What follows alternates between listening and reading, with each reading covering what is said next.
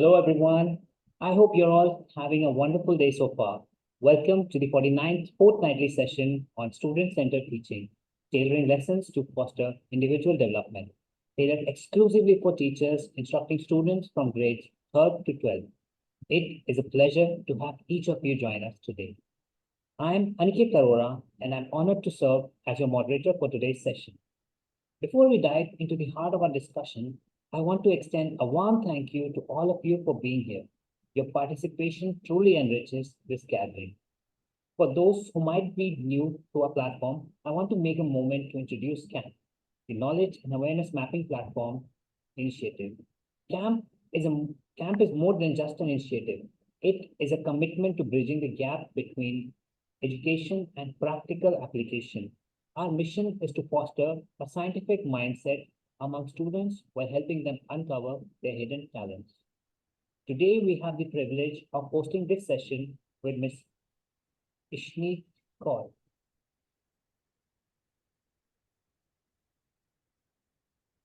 With Mr. Ashish Kumar Mittal, a distinguished member of the CAMP Planning and Monitoring Committee, and Ms. Aika Markle, another valued member of our committee.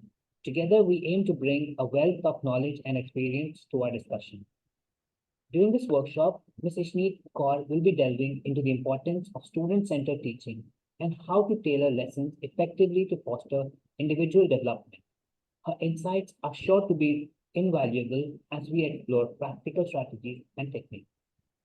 The session promises to be engaging and enlightening, offering actionable strategies that you can integrate into your teaching practices immediately.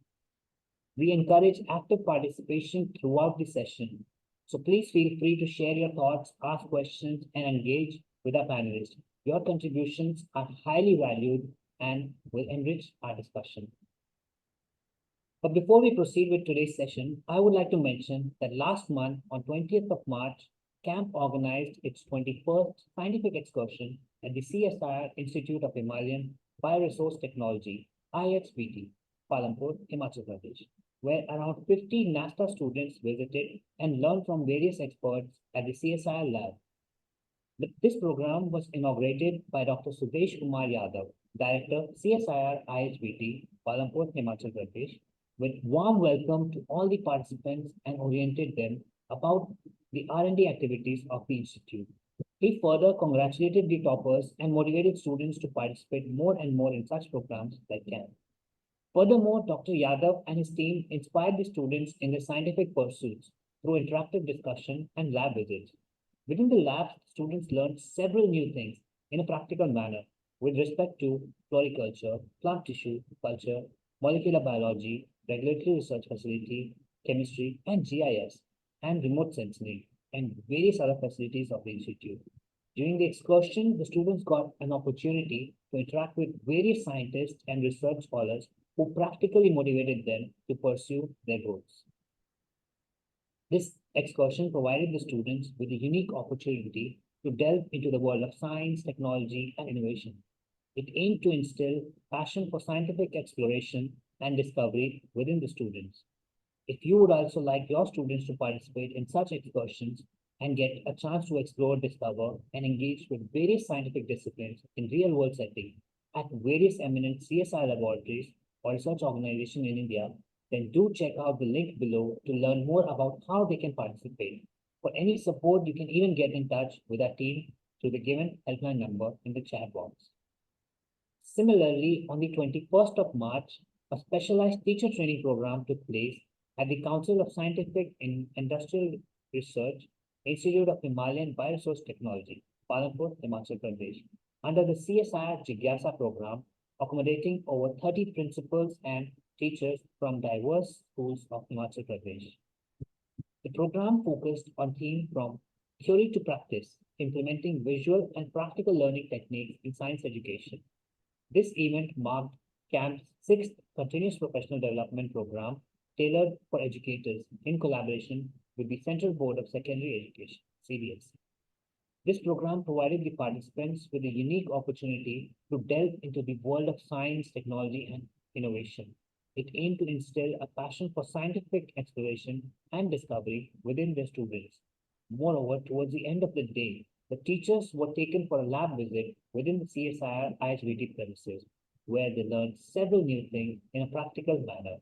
If you would also like to register for one such training program at your nearest CSIR lab, please check out our upcoming CPD training program list on our website and feel free to enroll for them. For any support, you can get in touch with our team through the given helpline number in the chat box.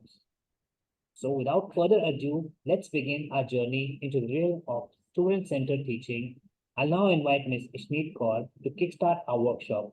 Ishneet is a professional educator with around 6+ years of experience in teaching and 8+ years of experience tutoring students from various boards.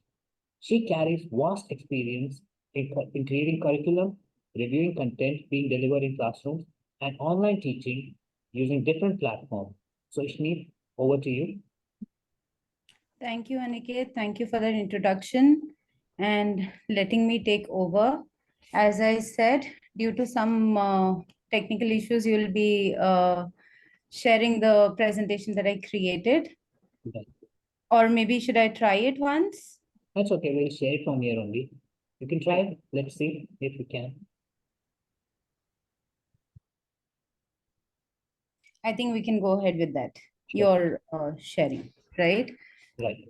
Right. Just give me 1 second.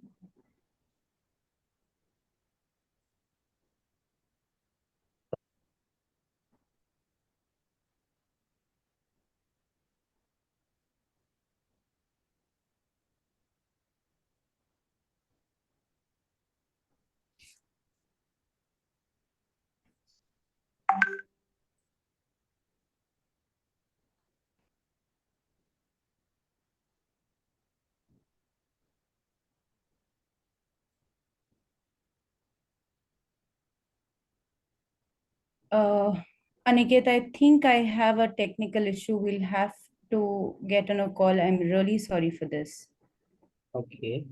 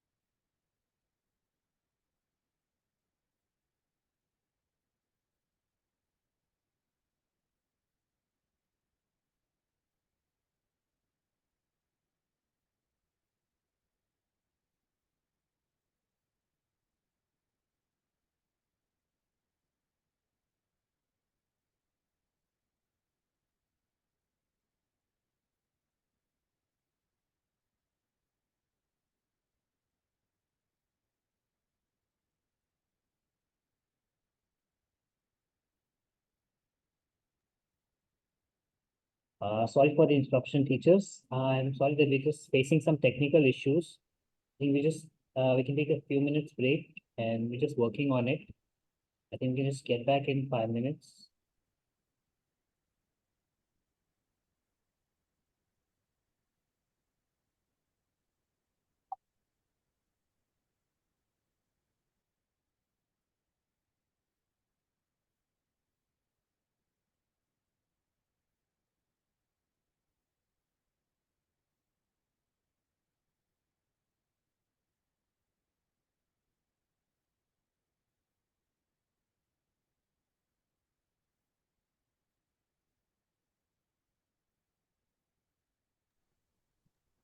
All right, so we are back. Ishneet, all over to you. Please, can you carry forward? Aniket, I am so sorry, teachers, for this little hiccup. Technology, as we see. But going ahead, let's start. Thank you so much for this introduction, as I said. And hi, everyone. My name is Ishneet, and I am a teacher, trainer, and an entrepreneur. A very warm welcome to all of you. I understand today's Eid. Eid Mubarak to everybody who follows it. So today we embark on a journey that redefines the traditional roles in education.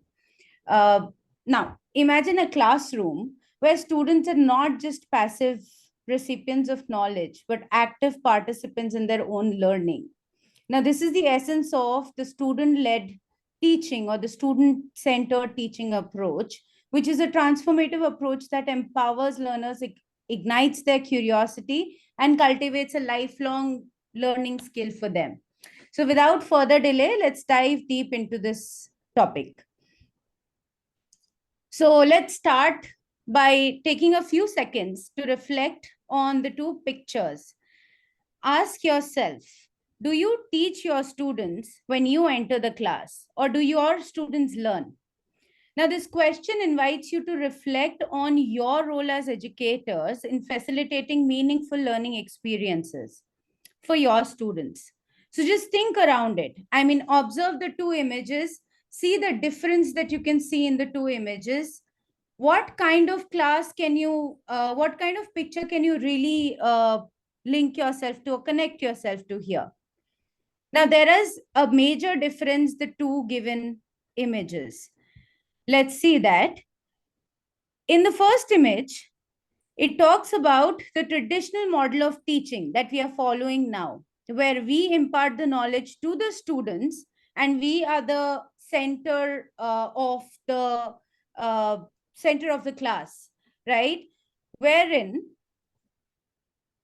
the other image wanted to was more to do with interaction, collaboration, small groups, talking, and all of that. Now think about it. If you were to learn to cook or a new dish, or maybe do makeup, or do any, learn maybe Excel, how would you prefer to learn? This is where we require a change of approach. I am sure you would not like one person just telling you what needs to be done. You would like it to be more interactive, more trial and error based, and somebody give you more of constructive feedback. So it is not necessarily that what we teach the students, they learn them. But if we give them a choice to choose how they want to learn and how they want to get assessed, they will definitely learn better. Now, is that really possible? Let's see. Now, this is possible through student-centered teaching. Student-centered learning is an approach where the student becomes an active participant in their education. They have an active role about making choices of what they learn and how they want to learn. Now, let's look at some of the salient features of this type of approach. First is personalized learning. Now, each student, as you know, has a different pace of learning, has unique strengths, has unique challenges. They are given the options to choose in such a model as to how they want to learn. Whether they want to read, whether they want to write, whether they want to watch a video and learn around it, it is their choice. Hence, it becomes more of a personalized learning for them. The second feature is autonomy and ownership, which we all as teachers want our students to take. However, it is not really, we've not really reached that point yet. The student here takes complete ownership of their own learning because they are choosing what they want to learn. I mean, how they want to learn more than what. Thirdly, there is a development of 21st century skills like critical thinking, collaboration, creativity, adaptability, because a lot of the activities that are done through this approach have group collaboration. They're more of group activities per se. Next is your technology integration. Here, as we said, if the student takes onus of what they want to learn and how they want to go about it, they would go more to technology, to research around it, to complete assignments, to create final presentations, videos, and podcasts of how they want to present what they have learned. And hence, there is a lot of technology integration in here. Lastly, but which is most important, is the retention of knowledge. Well, this is something we all can agree upon. Whatever we would learn on our own will stay with us longer than what we would have learned in our early years or even now. So this the same goes for the students as well. So I'm sure you would be doing a lot of such activities with the students that will cater to some of the other features given on this slide. However, the question stays, how is it really different from normal teaching? I mean, if you are doing activities that are mapped to these features, how is this approach really different? Let's take a look at some of the differences between this. Now, our traditional teaching is basically teacher acting as the primary source of knowledge and authority. There is more emphasis on textbooks, contents, lectures, structured lesson plans, teacher telling you what needs to be done, task 1, 2, 3, and so on. Students become the passive recipient of knowledge, and the focus is more on rote memorization. But when we move to student-led learning, the major difference lies in the role of a teacher here. The teacher turns into a facilitator and a mentor for the student. The emphasis changes from delivering content to helping students explore, do inquiry, and do more of hands-on, gain more of hands-on experiences. The students take an active role as compared to the passive role in the traditional teaching, and students are encouraged to ask more questions, seek answers independently, and engage in critical thinking. Now, the teacher here acts as a guide and facilitator to instill the idea of self-learning in the students. Once we change our instruction strategy and our method to plan and conduct a lesson, the other differences will automatically follow. Now that we've understood the major difference between these two approaches, let's look at the key principles of the student-led approach, wherein how is it possible to put it through activities in our class. Now, these are the key principles of this approach. Number one being autonomy. As we've already discussed, the student takes the ownership of their learning, and it increases motivation and self-direction. So the student here, they learn by themselves. They have the choice of how exactly do they want to learn. Their learning path becomes personalized automatically, because once you choose what you want to learn, you will learn as per your interests, right? And when you decide your path, you will take the ownership and accountability of that learning. This will end up with enhanced engagement from the student side and more satisfaction from the student side. And the sense of competence increases for the student. Why? Because they're not being assessed on the same level as others. They're assessed on what they actually know. Now, how can you introduce this autonomy? Let's look at some of the strategies around this. One of the most easiest and interesting strategy is by giving out choice boards.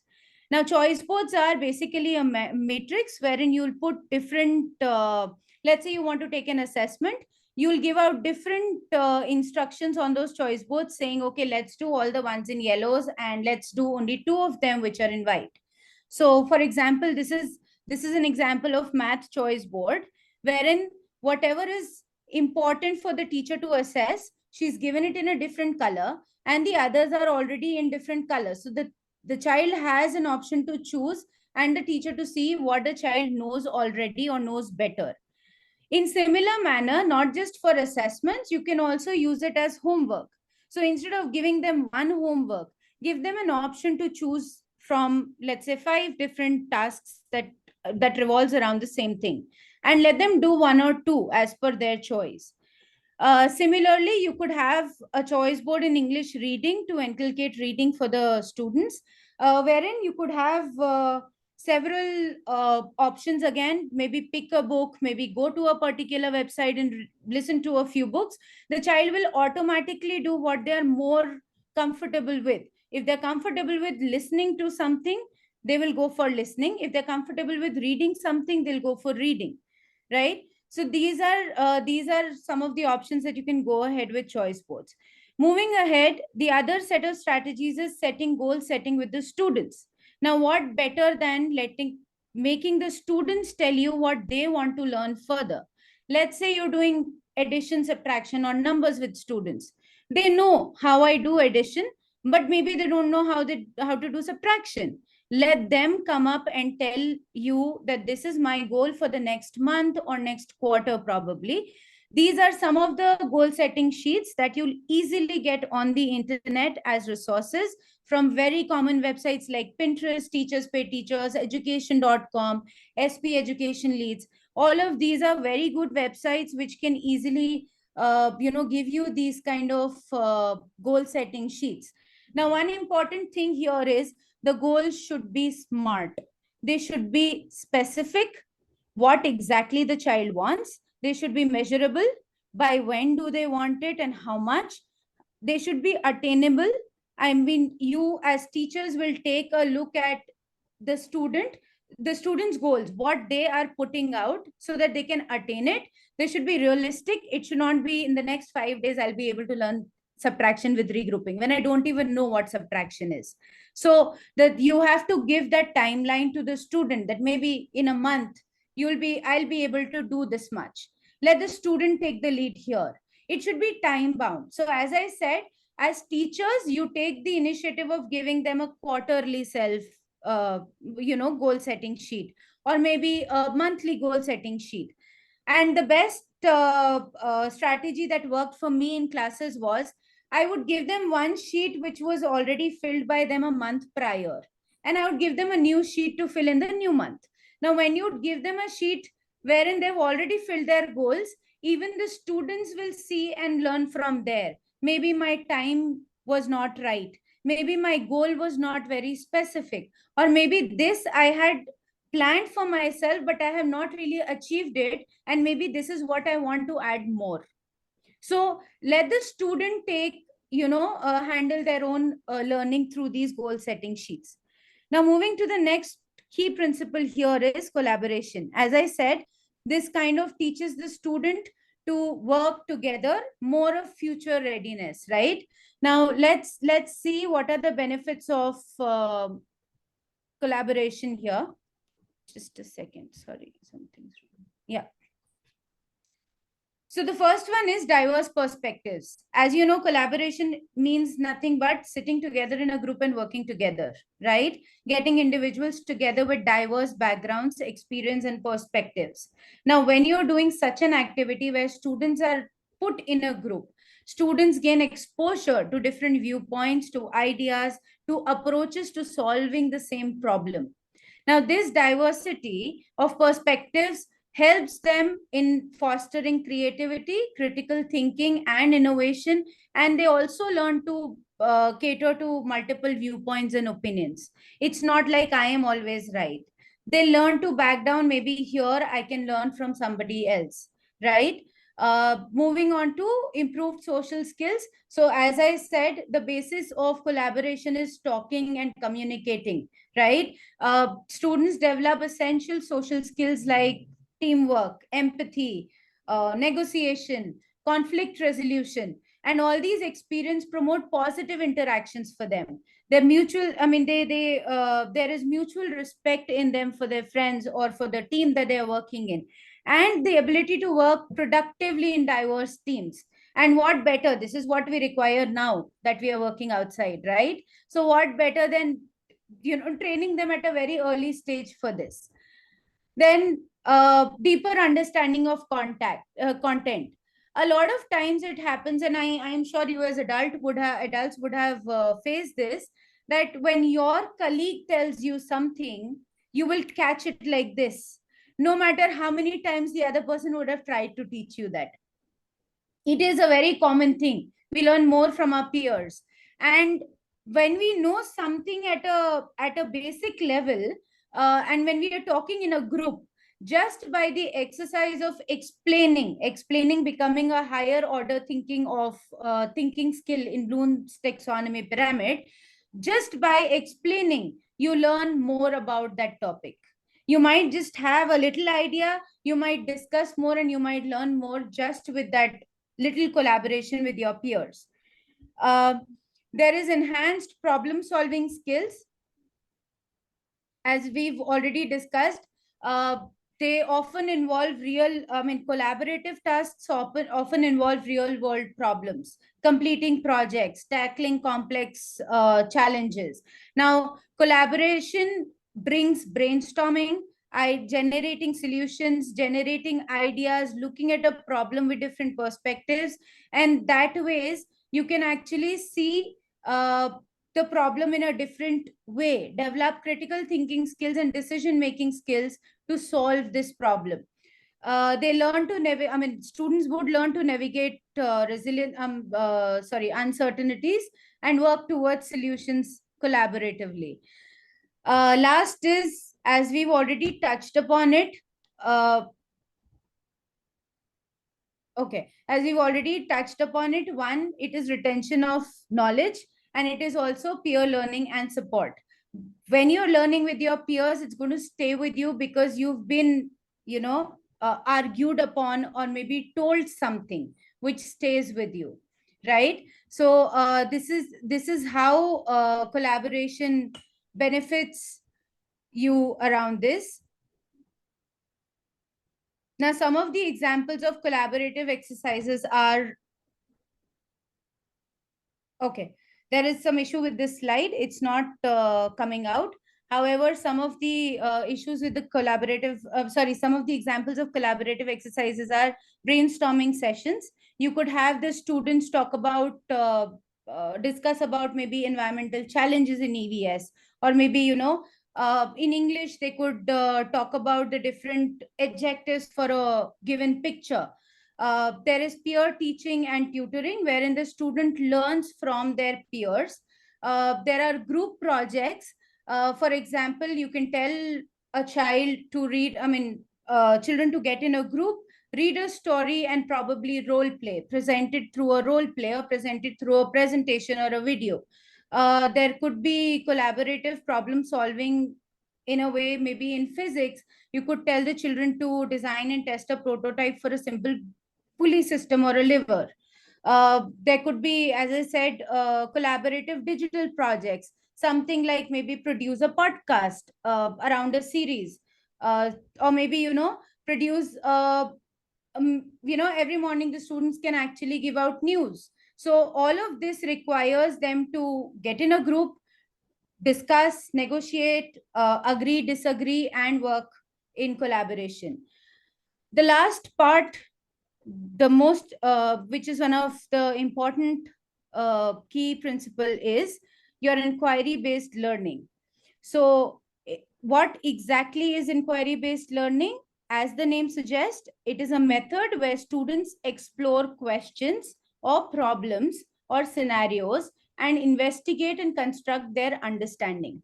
So as you see, there is a proper flow around it. For example, a student could ask a question like, or a teacher could pose a question like, how a musical instrument produces sound. Let the student investigate each instrument, or any instrument for that matter, create their own understanding or hypothesis around it, discuss with their peers, and come back with a learning that sound is produced through vibration. Similarly, you could incorporate this in a lot of different domains. Like in music, you could ask them to analyze compositions or experiment with different instruments or style of music. Maybe in drama, you could ask them to improvise on scripts or do some role play exercises. In chemistry, probably you can ask them to, test some, explore testing factors in that affect the reaction rates, or maybe study the properties of different compounds. In geography, they could investigate the impact of climate change on a specific region. In geometry, they could probably establish relationship between interior and exterior angle. In algebra, maybe they could come up with real life scenarios where they actually use variables to solve the issue unknowingly. So all of these could be posed as questions for these inquiry based learning, and let them go with the flow of finding. That ways they will be more ready to listen to you when you are going to teach the same topic in the class, and they will be ahead of what you expect them, where you expect them to be, right? So this is these are the basic key principles. Now we've seen a lot of benefits of this student led uh, learning. However, let's just summarize them. So just to summarize, there is increased engagement, which I think as teachers we all want in our students. There is personalized learning. There is ownership of learning. There is real world relevant skills, the 21st century skills. Children will have a lifelong learning mindset, and there is improved retention and transfer of knowledge, right? So these are the basic benefits of student-led learning. Now, moving on to what are the steps. Now, we've learned a lot about what this approach is. Now, how exactly do we move on to this? What are the steps that we can take to move on to this kind of an approach in our classrooms? So one is you have to understand your students' needs. When I say understanding a student needs, you will know that if there are 20 students in your classroom, they will there will be some learners who would enjoy more when you play a video. There would be some learners who would love to go to the lab with you and do some experiments. There would be some learners who would love to listen to a story from you, or maybe there would be some listeners who would just want to sit alone and do their own work based on the worksheets that you give. You need to have a one-on-one interaction with them, speak to them or observe them while you're doing these activities in steps, so that you understand what is it that they really require, right? Then you set learning objectives. Of course, all of us, as teachers today, we divide the curriculum properly, yearly curriculum to monthly to daily, and we have our lesson plans in place. However, set learning objectives and keep time for such activities. Keep days wherein you could give the flexibility to the students to do these activities. Obviously, move here also, the important part is have smart goals. Again, achievable and time bound goals. So if you think that your activities are going to be a 2 or 3 day lesson plan thing, you should set that type of objectives, or those, set the plans in such a way. The third thing is design engaging activities, which we will come to in further slides. Engaging activities, because as I said, every student is different. Not every student will like the task that you're going to give them for a particular learning objective. So you should design different sort of activities, different types or different modes of those learnings, so that they can choose again, and they can move around and change, choose as per what they want to learn. The last step here is provide guidance. Now, of course, you'll say you are providing guidance, you are planning lessons, you're doing everything, but then how else can I provide guidance? uh, be more constructive with the feedback. Good, well done, great job, these are very generic. Okayish work, very generic, but we don't say that to students. Students need to understand where they've gone wrong. They always do not need that well done or a good job. Of course, you should say that you've done a great job on your assessments. However, your feedback going out to them should be more constructive in terms of, maybe you should take more care in writing numbers, or maybe in calculations, because you end up, there are silly mistakes that we see. Otherwise, you know the concept. Maybe practice the concept more, because I see that there is a weak area around concept understanding. Be more specific with your feedback to them. Other way of giving guidance is during activities. Now, we as teachers, we have a lot of things on our head. We have time constraints around the lesson that we plan. We have a timetable to follow in school, everything agreed. However, when we are doing activities, there are times when we just give out the answers, or we directly ask a yes or no question to them. Instead of that, ask a very open-ended question. Let's say you're doing a seed germination activity in the class. You've sown the seed. I mean, you've done the activity of the student has sown the seed, kept the potted plant, the plant has grown. Now you ask them these questions like, instead of asking, does the plant need sunlight? Which is a yes or no question. The student will either say a yes or a no, so sahi or galat. But if instead, if you say, why do you think your plant grew, or why do you think it is growing? Will I, if I plant 10 different seeds in these 10 different cups, will all of them grow? What is it that they actually require? Can I put as much water as I require in the plant? Let them reason out. Let them talk to you about their understanding around it. So instead of a yes or no questionnaire, guide them to think more, guide them to think over and above. These little steps now will actually help them in future when they are doing their own studies. It will actually help them to think on those perspective, on those lines, when they have that unknown territory around them, right? So handhold them in that ways. Moving ahead, as I said, we'll talk more about engaging activities. So one of the important ways of engaging student is differentiation. It means tailoring instructions to meet diverse needs of students, and this can be done at various levels.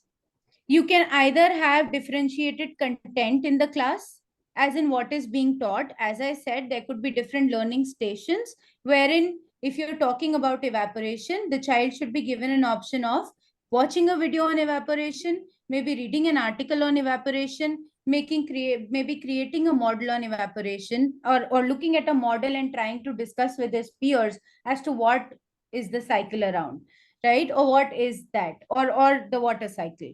uh, it could be around process, as to how they are learning. It could be around the product, as to how they are showing what they've learned. It could be to do with maybe a self assessment, or a rubric, or a presentation, or a podcast, all of these things. It could be around their learning environment. In a class, maybe you could have uh, a seating arrangement change. There could be a day where everybody is sitting separately in a single row, the normal traditional way. Or maybe there could be groups that are made and they are doing those group activities. There could be a corner where they could just simply go and have some quiet time while they're doing some quiet activities, right? So these are some of the ways that you can do differentiation in your class. Now, a very important thing to consider here is, while making such activities for all these different types of processes, you will have to cater to different learning styles. Now, what do I mean by different learning styles?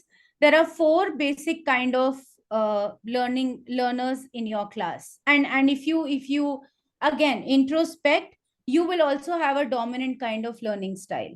So you could either be a learner who would like to watch, let's think about books that have been created to movies. You will always have a preference whether you would want to read a book, or whether you would want to watch the movie, right? Or whether, I mean, there are also some people who would like to just put in their earphones and listen to the movie and not watch it. They're able to absorb that, right? So each one of us has a dominant learning style, and even your students. So for your students, you have to identify, or let them identify what they like. So visual learners, they learn by seeing charts, graphs, graphic organizers, KTWs, picture aids, the visual displays that you put in your classes, maybe a PowerPoint presentation. The auditory learners, they learn by listening. Sorry, the a few learners would learn by reading and writing, maybe writing in the books. We adults do it a lot. So when we want to learn, we'll start writing that, just because we have this idea that if we write, we learn better. So some of them are those learners. Then you'll have auditory learning, wherein you will learn by hearing. Let's say a podcast, maybe there could be listening centers in your class, maybe discussions, maybe read aloud sessions, maybe debates. maybe learning from their peers. So their peers is only talking. They're not having elaborate resources like you do. Then there are some learners who are kinesthetics. Their major learning style is by doing things. So here they would incorporate body movement, more of touch and feel. These kind of learners would love to go to the labs, math labs, science labs. They would love to pick up resources and fiddle with things and do more of hands-on activities. You'll see them at the top. So these kind of learners are easy to identify. It's just that you have to be a little observant as to what choice they are making while they are picking up the resources, or the while they're giving out how they want to present what they've learned. Now another strategy for getting the using these key elements is project based learning. Now, this project based learning is basically a product of inquiry based learning. As we discussed, inquiry based learning is let the student give a question to the student, let them figure out the answers, let them explore it, let them explore and come out with the knowledge. Now, here the key elements of project based learning is you give them a challenging problem. The child is going to inquire, collaborate, and present their findings here. In inquiry based, they are giving reflection. I mean, they're writing their reflection on what they have learned. Here they are going to present their findings to you. For example, one of the project based learnings that we did in our school was segregation of garbage. What to do with dry and wet waste, what can be done. This was a few years back when this was a lot in question as to what to do with the garbage problem. So they came out with the things like we should segregate in our society. This is how we can go about. And for people where the segregation was already happening, they could come up with a lot of knowledge around it after talking to people in their society. So all of these findings, all of these inquiries actually makes the student the master for what they are and how they are learning. One of the other project based learning could be, where do fruits come from farm to market? How do they come from? Or where do you get your favorite fruit from? Let them come up with, you sow the seed. Does this fruit have a seed? And there could be a lot of questions around it. So another strategy of this kind is flipped classroom. Now, flipped classroom model is not doing everything in the class. All right. Here you would send something before your lesson to the child. For example, you will tell the child to maybe watch a video on, let's say, life cycle of water, right? And just tell them to see and come back. When the next day, just have the discussion in the class as to what needs to be done and touch upon the topic, explain them how things are done. It could also be, for example, a video on addition. They have seen how addition is done. In the class, do a few questions with them and move on to, after the class, give them a worksheet or an assessment to see what they have learned, whether they're able to do it or no. So there is more of out of class component than in class component. You are not responsible for completely imparting the knowledge. Let them do it, come back to you, you build onto it, and then let them assess where they stand. And you also assess them. So these assessments and reflection sheets become very handy for the teachers to understand where the child stands, and to also produce as evidence to parents, of course, as to where their child stands. Now, not just this, these are all to do with what you can do in the class during teaching, right? Not just this, you can also move on to assessments. Now, even assessments can be made as per these different levels, different learners. There could be, I mean, even in assessments, there could be a student-centered learning that could be an approach that could be followed. Let's take a look at that. As we all know, we do two sorts of assessments, which is formative and summative. Now, let's see the formative assessments. They are usually called assessment for learning. Why for learning? Because they are ongoing assessments to guide the students to learn or understand where they're facing the problem or what more do they need to learn during their learning process. These are not their final grades or assessments, right? And these sort of assessments, normally our understanding is we'll give them a worksheet to see where they stand. However, there are a lot of other options that you can go for. For example, there could be reflections, there could be plenary, there could be peer learning, and there could be self-assessment checklist. Now let's look at each of these one by one. By reflection, we mean the student needs to think about the activity that they've already done. A simple thing like your field trip could have a reflection as to where did you go, what did you see, what was your favorite part, what new did you learn. Again, this is all available on internet for you to check and update it as per your requirements. Another sort of reflection that can be about maybe, reading. As I said, have quarterly, I mean, if you have one reflection in quarter one and another in quarter two, that will help you and the student to see how I have progressed in 3 months. And this is all evidence based. They see it themselves. So you could have reflections on even your experiments that you do in the class, on these same levels, as to what did I think about before, but what was the result of this experiment? How has my thinking changed, or what new have I learned? So all of these reflections are a part of formative assessment, and where you understand what the child understands.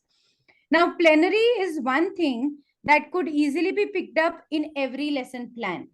It's the last 5 minutes of the class. Keep that separate and use these simple strategies to understand whether your class was successful or no on that particular day.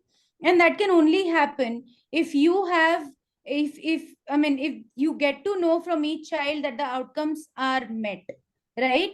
So some of the ways to do it is just have a post-it plenary, have a place wherein the child just simply writes what is it that they have learned and posts it there, and let the child walk out, or maybe you can take that and walk out and see what each child has to write about what you've just taught them, right? If let's say you're doing something as multiplication in the class or long division in the class, you will end up, I mean, the child might end up saying, I still have an issue with this particular long division, or maybe a long division with 2-digit numbers.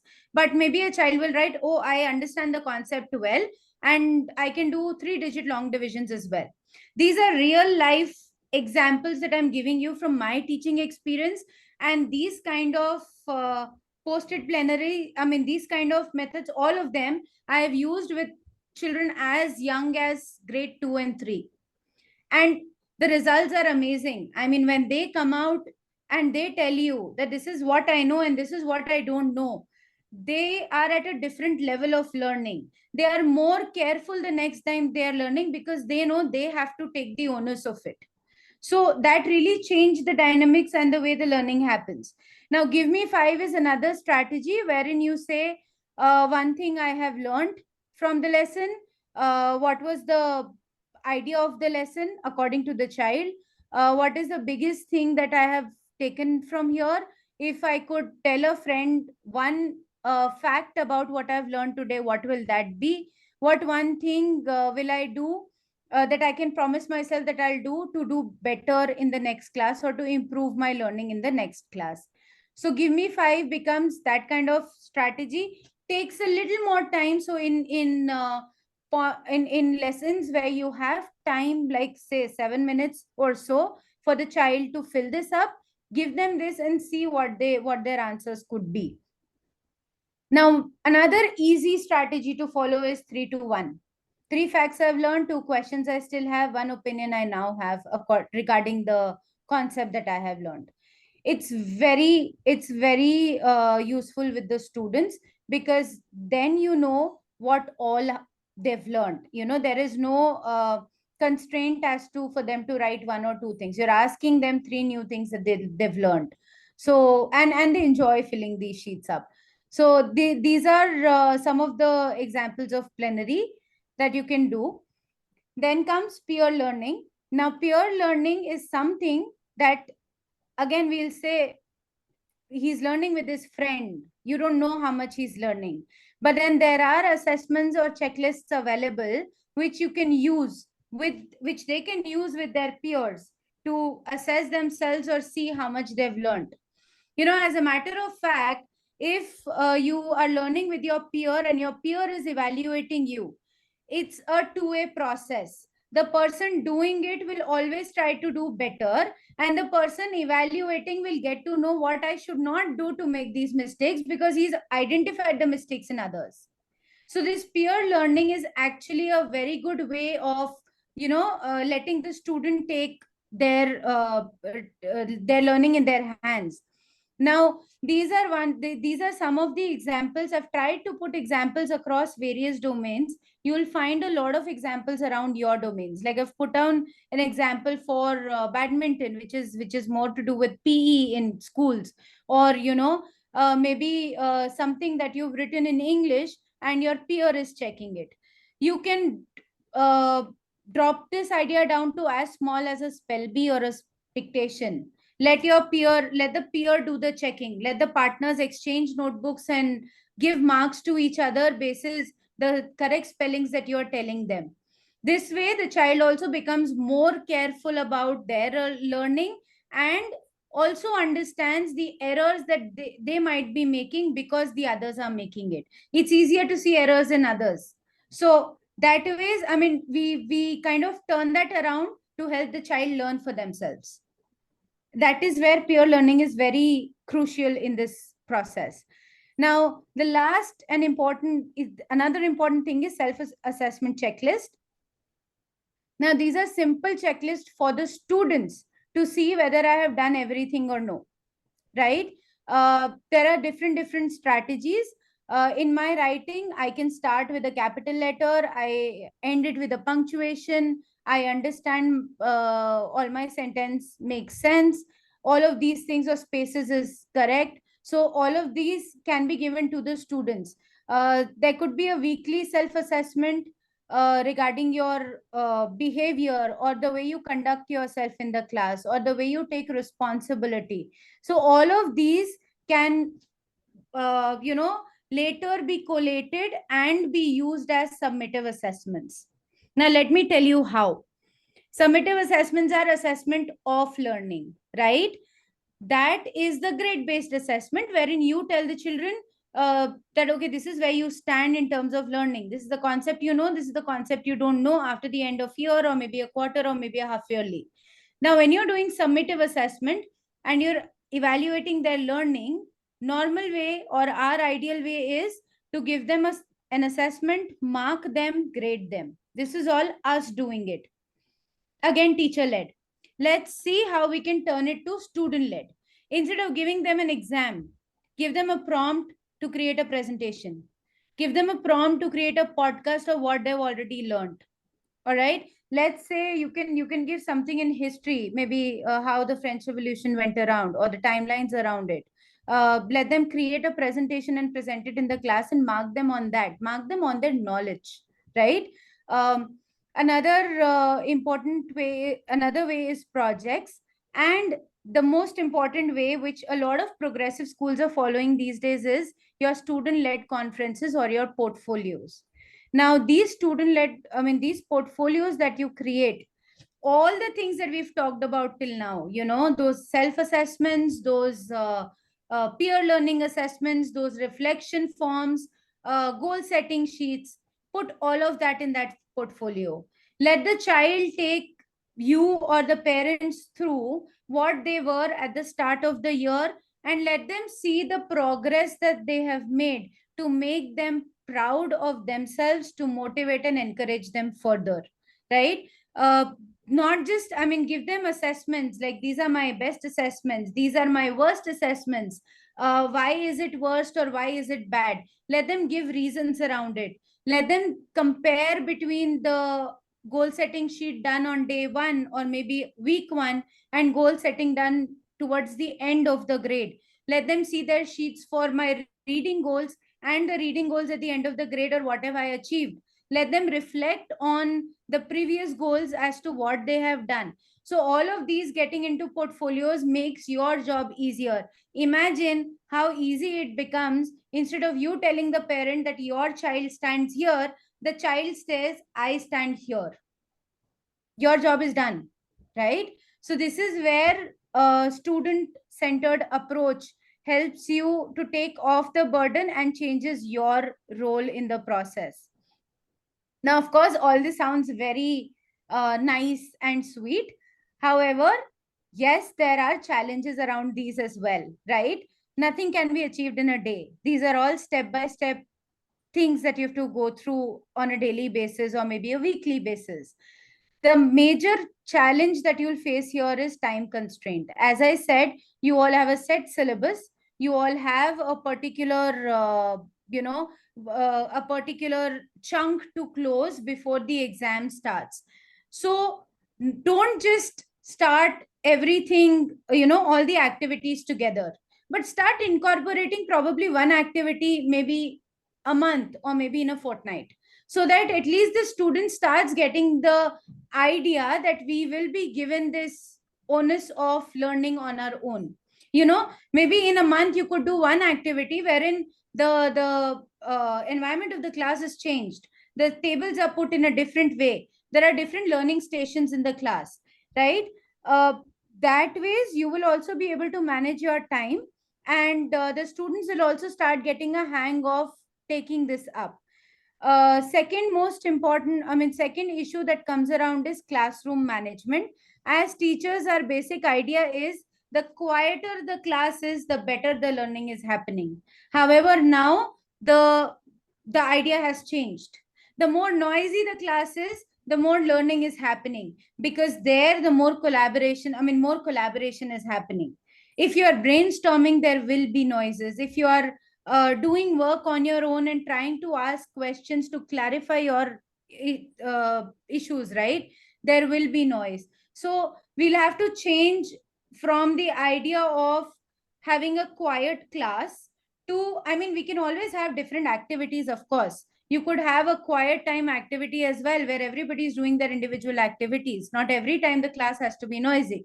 However, the classroom management will go for a toss. There'll be a lot of movement around, there'll be a lot of questions around, but then the students will get a hang of it. It will take time, but it will happen. The third thing is there is a resistance to change. When we talk about these things, a lot of people come around and say, what is the student learning? How do we know? They're already, coming to school to learn. They don't know what they're learning. They're exposed to a lot of information. There you will face resistance from students, from parents. Students would not want to do it. Parents would say, what are you making my child do? You're giving him a lot of screen time.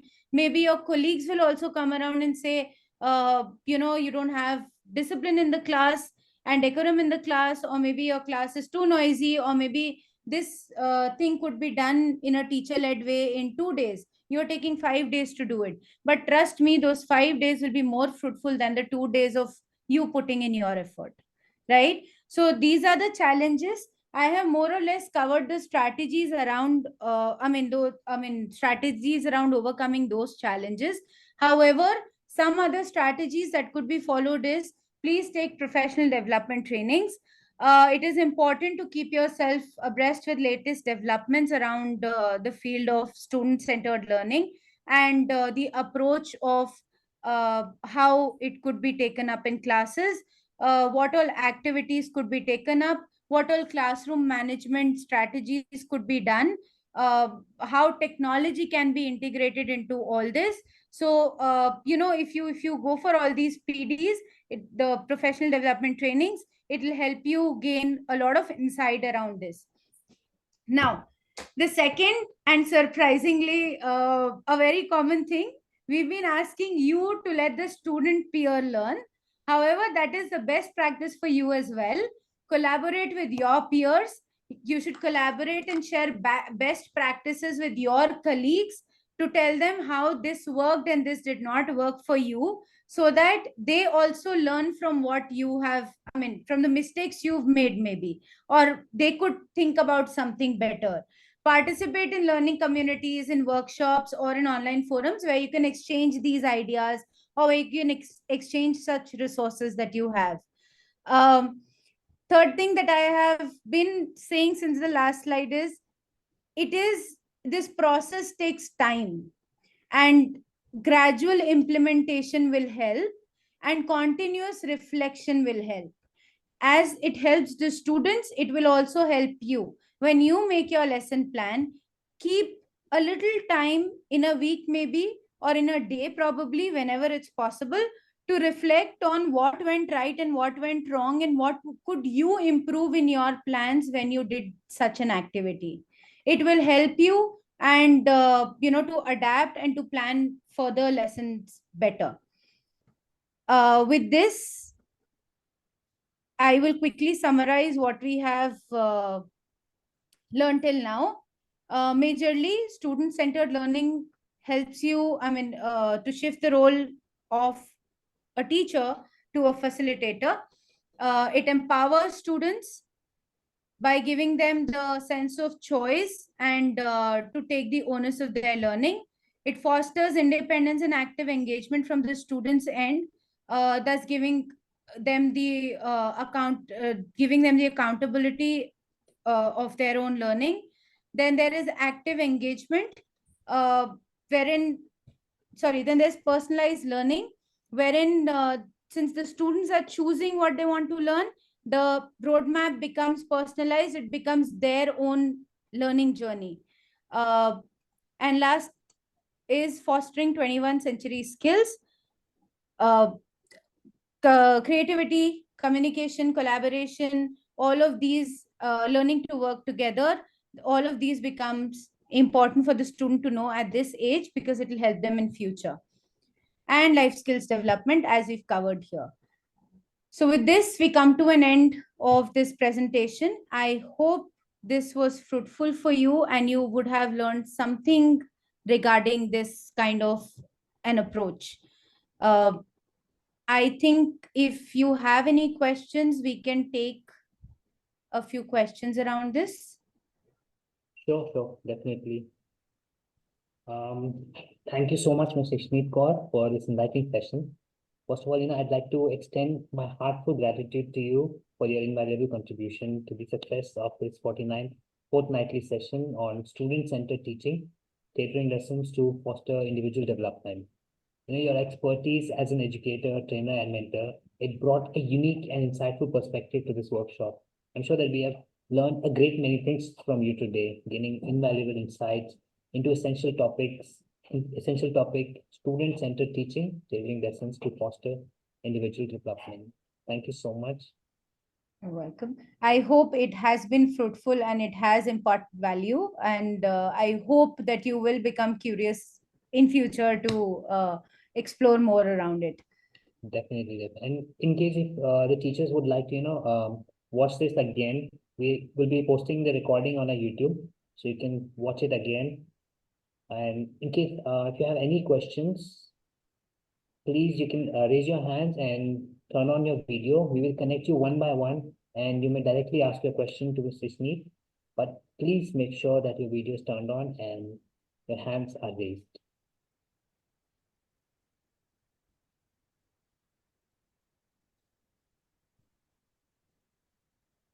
Or you can also type your question in the chat box.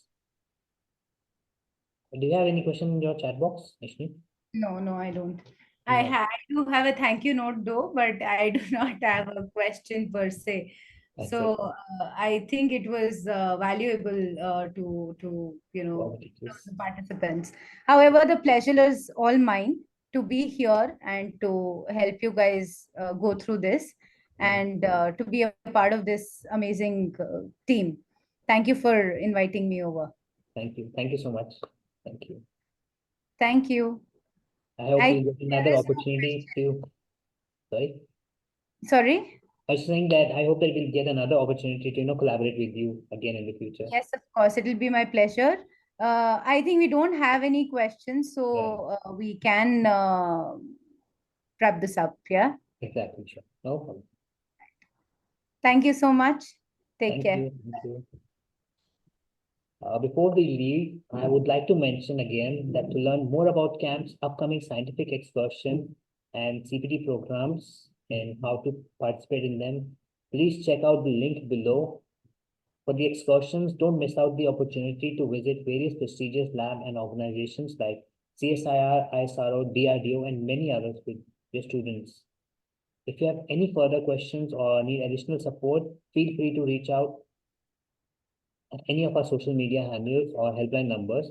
We are here to assist you on your path to success.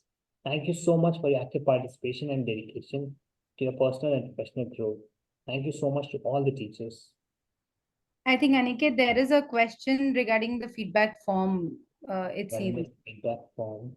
Yeah. So do you want to probably send it at a later stage to the participants, or do you want to share? So we can share it, you can share it now.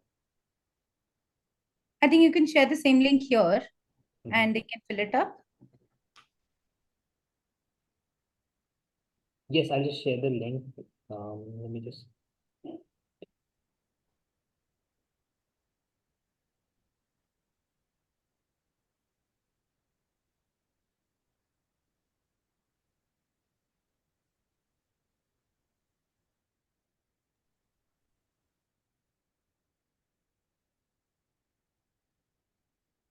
Share the link with you, right?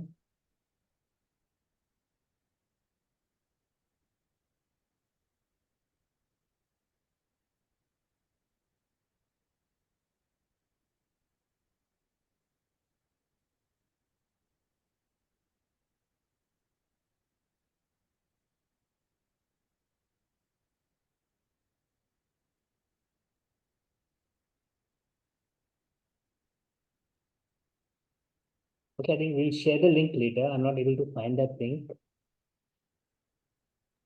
Sure. Okay, thank you. Thank you so much, everyone. Thank you. We have Thank a you. question by Julie Ghosh. You can just take that and I don't see her question. Can no, you? actually, she's. Okay. Ma'am, can you please unmute yourself?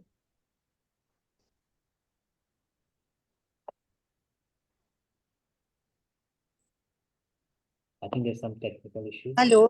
Yes, thank you We so can hear much you. for a good evening, everyone. Good evening, sir. Thank you for a wonderful session. Of course, that was very not only informative, but it was very simple, so easy for most of us to connect to what is happening in the class and what is happening in the session here. So the chat is disabled, and number one, so I don't get to see the feedback form. And number two, will there be any certificate that will be provided to us for the same? No, ma'am, there won't be any certificate for this workshop. All right, no problem. And how do we get to know of the other when camp is having some other workshops and we want to join? Yes, ma'am, you can check out the camp website, www.kamp.org.in. And under that, you can check out the workshop section where you can access previous recordings also, synopsis of the previous sessions, as well as the upcoming workshops that will be there. We have Okay. these sessions fortnightly. So for example, today on Thursday, we had at 4 p.m. The next one would be 2 weeks later on 25th of April at 4 p.m. All right. All right. Thank you. That's all from me. Thank you. Thank you so much. All right, now we just end the session and hope to see you all again in another exciting session by Cam. Thank you so much again. Thank you, Shneed. Thank you to the all lovely teachers. Thank you. Bye. Thank you.